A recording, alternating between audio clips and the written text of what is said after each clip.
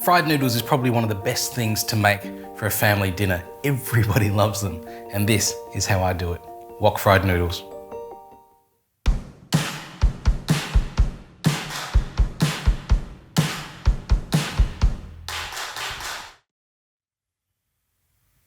Okay, I have to level with you here because I've kind of brought you here under false pretenses. Wok fried noodles are one of my favorites, but actually it's not very convenient to cook them at home, particularly for a family. I mean, you can do it, absolutely, no question about it, but just think about it. If you're gonna try and fit all of these ingredients into a wok like this, you're never gonna actually be wok cooking. You're gonna be stewing the noodles in here anyway. The best way to do wok fried noodles, if you are doing them, and even if you're doing them at a hawker center or under a commercial stove that's got that huge jet of heat coming out of it, is to do them kind of one serve at a time. But when you're cooking for a family, that means that one person's cooking and everyone else is sitting down and eating. Never fear, however, because there are lots of things you can do to get around that. You probably can't go and get an industrial stove for your kitchen, but you can choose a wok fried noodle dish that is easily done, not in a wok, but in a pot. It's called hailam mi. I'll just get rid of this wok because I won't be using it today. Now, even though this isn't technically wok frying, we're still using the same principles as if we were cooking in a wok, and that is, get everything cut and ready before you even start to cook. One good rule of thumb when you are preparing stuff for wok frying or stir frying in some way is cut your vegetables first and then move on to your meats and things later. Cutting the vegetables first makes a lot of sense. Firstly, it means you don't have to wash your board so often if you're cutting seafood and meat and various things. And it also means that you're kind of focusing a little bit more on the vegetables you're using, which is actually a bit more important for a wok fried dish than the meat you're using. So I've got just some leaves of Chinese cabbage here. Some choy sum too. For these thick stalks, I want to make sure I split those down the center. Now a couple of carrots, and lastly just a few spring onions. Now for the spring onions, I'm just separating these out. The white portion I'm going to put in with the aromatics, the garlic and the ginger. These more vegetable portions I'll put in with the vegetables. Now for my seafood, I've got some squid here. Just open that up.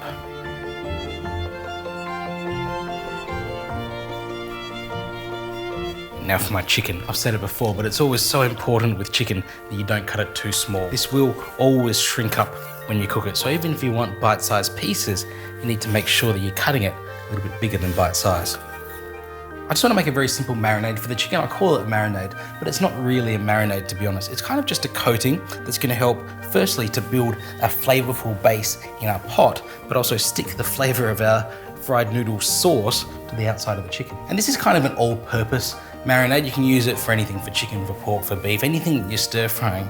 This is kind of how I was taught to marinate or coat meat before it goes into a wok or a pot. A bit of corn flour, white pepper, touch of Shaoxing wine, sesame oil, and a bit of soy sauce. Now to wash my hands and clean the board, and I've only had to do that once because of the order that I'm cutting everything in, and then we're ready to cook. So I can hear you ask, if I'm not frying in a wok, what am I frying in? Well, the answer is this. A big old pot that's going to fit all of my food for my entire family without having to compromise on the taste. And just like a stir-fried dish, they can be separated into their different components. I've got my aromatics, a bit of onion, ginger and garlic. I've got my sauces, a bit of corn flour and water to thicken my sauce at the end, some stock, some oyster sauce, soy sauce.